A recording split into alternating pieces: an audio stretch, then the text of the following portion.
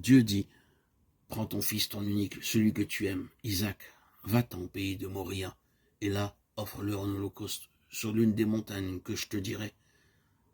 Abraham se leva de bon matin, selon Séla, son âne, et prit avec lui 2 serviteurs et son fils, Isaac. Il fendit du bois pour l'holocauste et partit pour aller au lieu que Dieu lui avait dit. Genèse 22, 2, 3. Dites-moi honnêtement, n'avez-vous jamais désobéi à Dieu lorsqu'en certaines occasions vos bien-aimés ont pleuré à l'entendu de ce que vous vouliez obéir à Dieu? C'est ainsi que beaucoup n'ont pas obéi à l'appel de Dieu pour le service. De même, plusieurs ont refusé de partir alors que Dieu voulait qu'ils partent en quelque lieu. Certains ont refusé de se faire baptiser, d'autres ont refusé à Dieu ce qu'il demandait.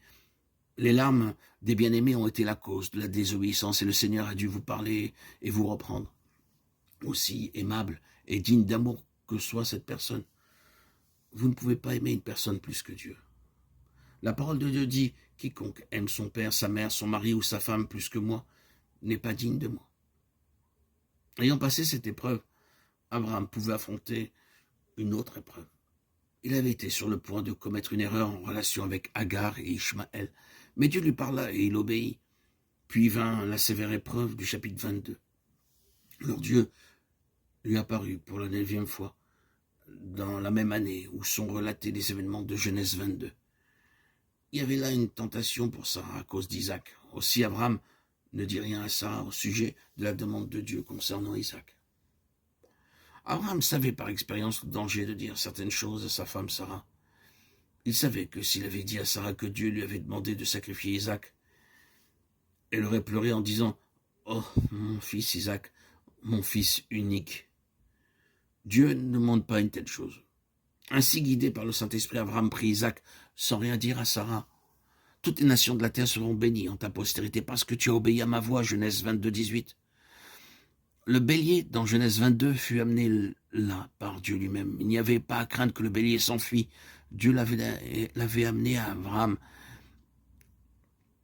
Et Abraham le trouva, bien sûr, pris dans un buisson par les cornes.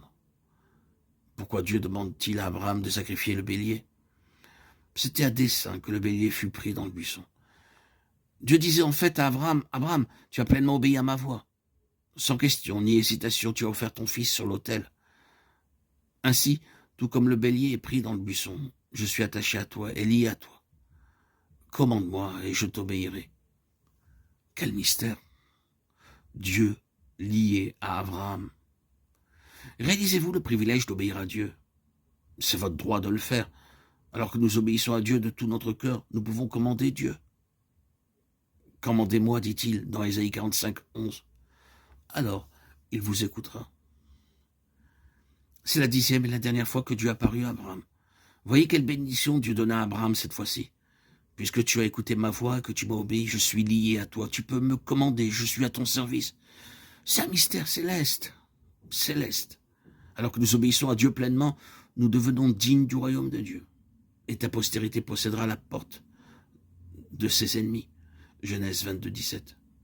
L'intention de Dieu est de nous donner le royaume tout entier ainsi que la victoire sur nos ennemis et l'autorité sur ses œuvres. Ne crains point, petit troupeau, car c'est le bon plaisir du Père de te donner le royaume.